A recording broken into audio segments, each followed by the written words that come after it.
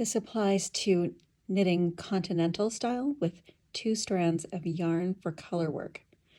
So to trap a long float, and this time I'm going to trap the dominant color. This is the lighter color because I have a long float and I don't want it to be too long on the back.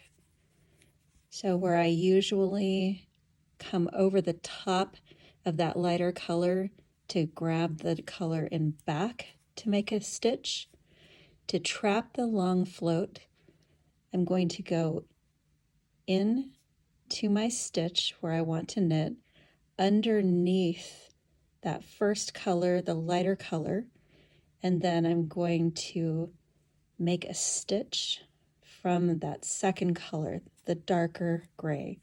And that is going to trap my float on the back so I don't have long floats.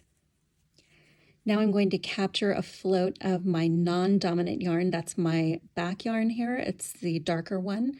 This lighter one is my dominant yarn.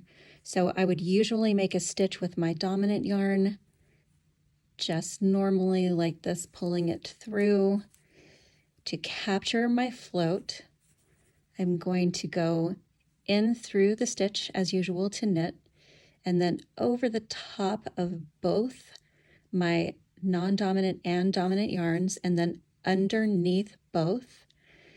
And then I'm going to have my needle come over the top of my dominant yarn and under my non-dominant yarn to pull through a stitch of my dominant yarn. And here is another regular stitch on the other side. So I've captured that float in the back, and now I'm not going to have a long float in the back.